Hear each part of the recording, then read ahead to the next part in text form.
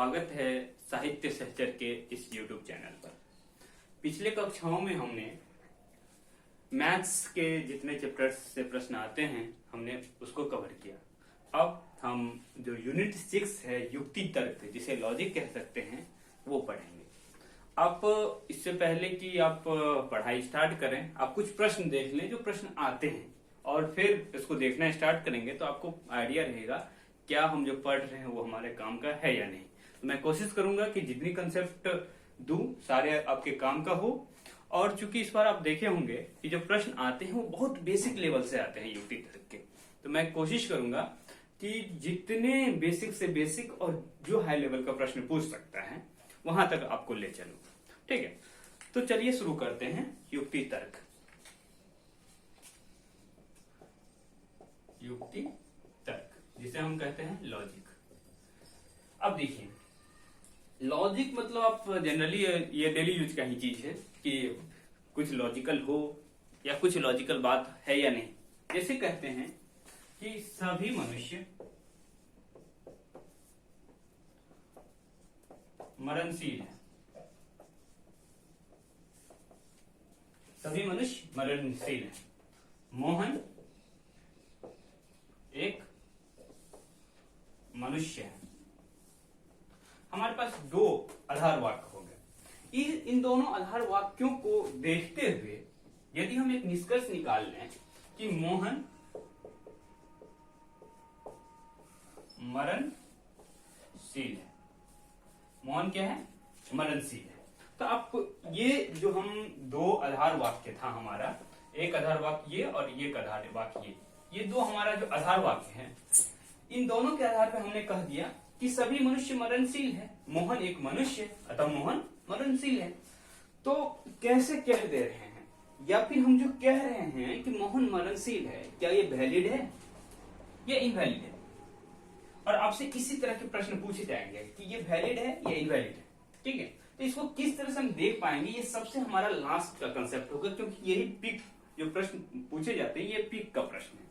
साथ ही साथ आपसे पूछ लिया जाता है कि ए तर्क वाक्य क्या होता है, ठीक है, ई तर्क वाक्य क्या होता है, या फिर कोई आपको स्टेटमेंट दे देगा और उसमें पूछेगा कि ये किस टाइप के तर्क वाक्य है।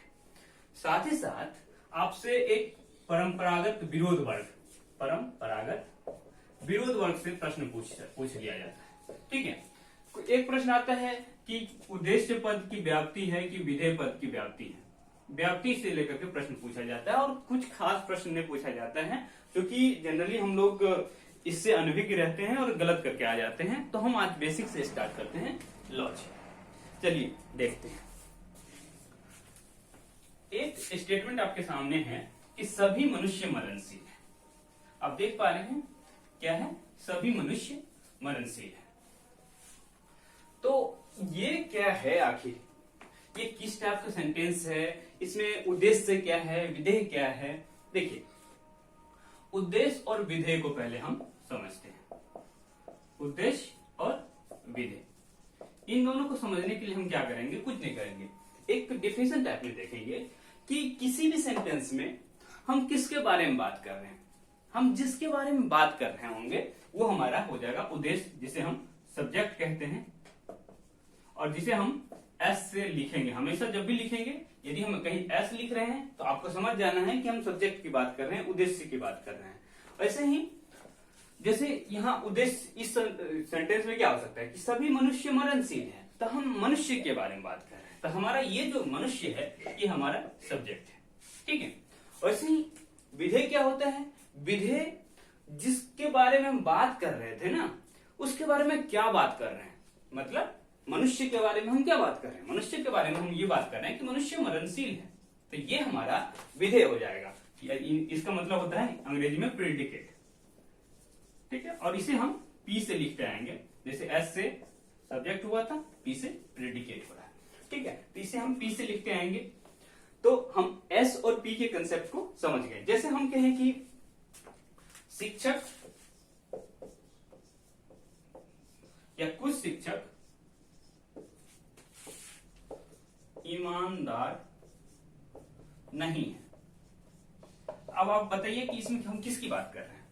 हम बात कर रहे हैं शिक्षक की। शिक्षक की बात कर रहे हैं, इसका मतलब ये जो शिक्षक है ये हमारा सब्जेक्ट हो गया, मतलब उद्देश्य हो गया। उसके बाद हम शिक्षक को क्या कह रहे हैं कि ईमानदार नहीं है, मतलब ये जो ईमानदार वाली बात है वो हमारा प्रेडिकेट हो गया। उम्मीद करते हैं कि सब्जेक्ट और प्रेडिकेट, उद्देश्य और विधेय क्या है आप समझ गए होंगे। अब आप एक चीज देखिए कि यहाँ सभी मनुष्य मरणशील है और यहाँ कुछ शिक्षक ईमानदार नहीं है। कुछ अंतर इसमें देख पा रहे हैं? देखिए यहाँ सभी का अंतर है, सभी, और यहाँ कुछ, एक तो अंतर ये हो गया। और यहाँ देखिए एक है और ये नहीं है, मतलब ये पॉजिटिव सेंटेंस है और ये एक नेगेटिव सेंटेंस है। ठीक है, तो आप इसको देखने के लिए हम जो चार टाइप की बात कर रहे थे, चार टाइप के हमारे पास जो तर्कवाक होते हैं, उन चार टाइप को इसी के माध्यम से समझने की कोशिश करेंगे और ये आपका कंफर्म हो जाएगा AEIO ये क्या होता है। यदि आप ये कंफर्म होकर के जान लेते हैं ना, तो आपको कोई भी क्वेश्चन जो लॉजिक का आता है, आपका बेसिक यही है AEIO आखिर क्या है। चाहे हम परंपरागत विरोध वर्ग पढ़ेंगे, चाहे वेन डायग्राम से हम वैलिडिटी या इनवैलिडिटी देखेंगे, तो इसका यूज हमेशा बना रहेगा। इसलिए इस कंसेप्ट को आप सही से समझने का कोशिश करें। ठीक है, तो देखते हैं क्या हो सकता है। चलिए, सेंटेंस था अपने पास, या जो तर्क वाक्य था अपने पास कि सभी मनुष्य मरणशील है, सभी मनुष्य मरणशील।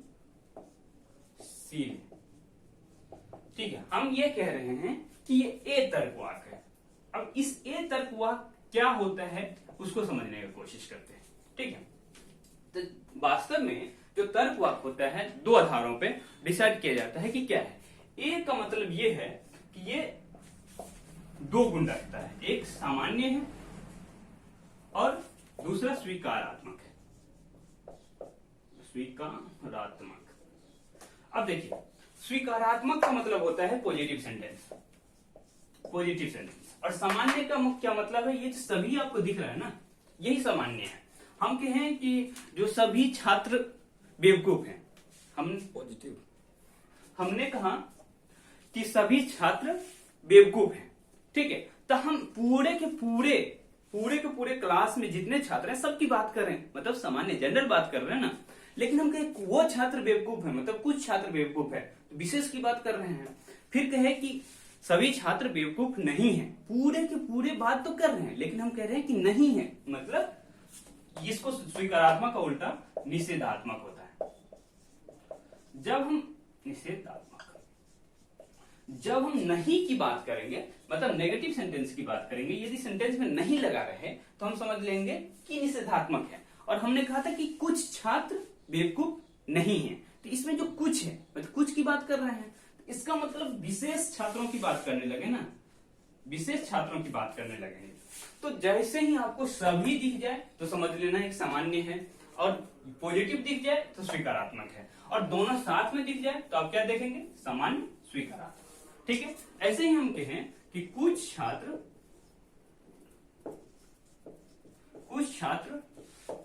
ईमानदार है, कुछ छात्र हमने कहा ईमानदार है। तो आप यहाँ क्या दिख रहे हैं, सभी की जगह आप कुछ देख रहे हैं, और साथ ही साथ आप क्या देख रहे हैं कि यहाँ हाई लगा हुआ है, मतलब पॉजिटिव ही लगा हुआ है। इसका मतलब ये हुआ कि ये तो विशेष तो है, वाकई विशेष है क्योंकि कुछ आगे है, लेकिन ये स्वीकारात्मक है, मतलब सेंटेंस क्या हो गया हमारा, विशेष स्वीकारात्मक। ठीक है, ऐसे ही हम बात कर लिए कि कुछ छात्र ईमानदार नहीं है। हमने बात किया कि कुछ छात्र ईमानदार नहीं है, इस बार भी हम विशेष की ही बात कर रहे हैं, लेकिन नहीं मतलब विशेष निषेधात्मक। ठीक है, ऐसे ही हम लिख लें कि सभी, या ऐसे लिखें कि कोई भी मनुष्य मरणशील नहीं है। हमने लिख लिया कि कोई भी मनुष्य मरणशील है, तो आपके हाथ के एक्शन क्या रहेगा, कोई भी मनुष्य मरणशील नहीं है, आपके हाथ के एक्शन यही रहेगा। हम जैसे बात कर रहे थे कि कुछ छात्र, कुछ का मतलब ये इस तरह का एक्सप्रेशन रहेगा, तो आपको इस तरह का एक्सप्रेशन आपका अपने आप आ जाएगा, तो आप समझ लीजिएगा कि हम विशेष की बात कर रहे हैं। ठीक है, लेकिन जैसे ही आप सामान्य की बात करेंगे तो कुछ इस टाइप का एक्सप्रेशन आपका आ जाएगा। ठीक है, ये बात आपको ध्यान में रखना है कि सामान्य और विशेष में आपके एक्सप्रेशन ही तय कर देगा कि आप सामान्य की बात कर रहे हैं या विशेष की बात कर रहे हैं। ठीक है, तो हम बात कर रहे थे कि कोई भी मनुष्य मरणशील नहीं है। आपको लग रहा होगा ये सेंटेंस गलत है, तो लॉजिक में कमाल चीज ये है कि आपको सेंटेंस के मतलब पे नहीं जाना है। आपको जो सेंटेंस आपको दे दिया है बस उसी को सोचना है, ऐसा नहीं कि उसके मतलब निकालने लगेंगे। अब तो पहले कहेंगे कि सेंटेंस ही गलत है यार, तुम क्या कर रहे हो, लेकिन ऐसा होता नहीं है। आपको जो दे दिया है, हमने यदि कह दिए कि सभी प्रधानमंत्री बैल हैं, हमने कह दिया कि सभी प्रधानमंत्री बैल हैं, तो सभी प्रधानमंत्री पक्का बैल हैं। लॉजिक यही कह रहा है कि सभी प्रधानमंत्री बैल हैं तो हैं भाई, हैं तो हैं। ये नहीं हम निकालने लगे कि हम गधे हैं तो इसका मतलब है कि हम गधे हैं, इसके इतर ये नहीं कहेंगे हम गधे नहीं है, हम गधे हैं तो गधे हैं। ठीक है, तो आपको इसके मीनिंग पे नहीं जाना है। तो हम बात कर रहे थे कोई भी मनुष्य मरणशील नहीं है। अब देखेंगे कोई भी, बिल्कुल कोई भी, इसमें से कोई भी मनुष्य मरणशील नहीं है, तो आपके हाथ का एक्सप्रेशन कुछ इसी टाइप का है। और नहीं का मतलब, तो इसका मतलब यह हुआ कि ये सामान्य हो गया बात, और नहीं का मतलब निषेधात्मक। तो इस तरह से आप देख पाएंगे कि हम 4 तरह के सेंटेंस की बात की हैं। ठीक है, अब थोड़ा प्रॉपर वे में समझने की कोशिश करते हैं ये 4 तरह के सेंटेंस क्या हो गए।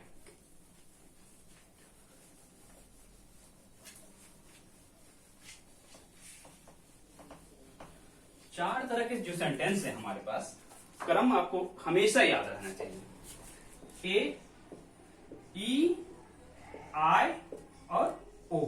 ठीक है, मैं एक तरह का एक सेंटेंस लेता हूं कि सभी छात्र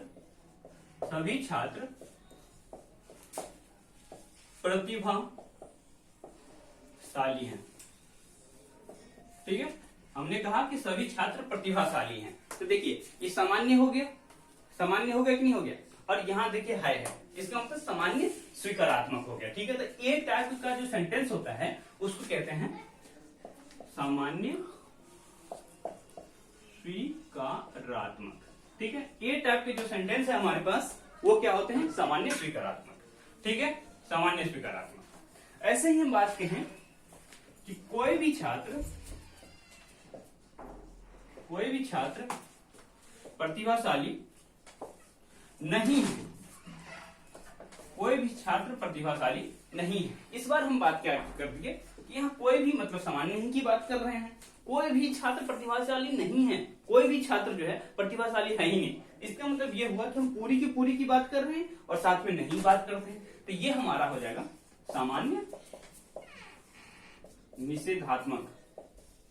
आप लिखते चलिएगा या फिर वीडियो जब हम मिटाने लगे तो पॉज करके आप लिख लीजिएगा, क्योंकि ये जो है प्रैक्टिस की चीज है, आपको प्रैक्टिस होते रहना चाहिए, बार बार आपको देखना चाहिए कि कोई भी छात्र प्रतिभाशाली नहीं है। तो ये हमारा हो गया सामान्य निषेधात्मक, मतलब एक तो पूरा ग्रुप की बात कर ही रहे थे, साथ से साथ नेगेटिव। ठीक है, हमने यहां भी पूरा ग्रुप की बात की है, पॉजिटिव। ठीक है, अब देखते हैं कि आई और ओ का क्या मतलब है।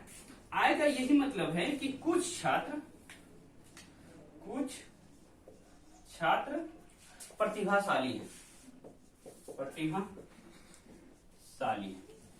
ठीक है, कुछ छात्र प्रतिभाशाली हैं। तो हमने इस हमारे हाथ के एक्सप्रेशन क्या होगा, कुछ छात्र प्रतिभाशाली हैं, ऐसी तो होगा। तो कुछ मतलब विशेष की बात कर रहे हैं और यहाँ है, इसका मतलब विशेष स्वीकारात्मक हो जाएगा। तो इसका मतलब आई जो टाइप के सेंटेंस होते हैं वो विशेष स्वीकारात्मक होते हैं, विशेष स्वीकारात्मक। ठीक है, विशेष स्वीकारात्मक होते हैं। जो आई टाइप के सेंटेंस होते हैं वो क्या होते हैं, विशेष स्वीकारात्मक। ठीक है, विशेष स्वीकारात्मक आपको ख्याल रखना है कि जो आई टाइप के सेंटेंस होते हैं कुछ है के साथ चलता है, कुछ और है जब साथ में होते हैं तो विशेष स्वीकारात्मक हो जाते हैं। ठीक है, अब हम बात करने जा रहे हैं ओ टाइप के सेंटेंस का।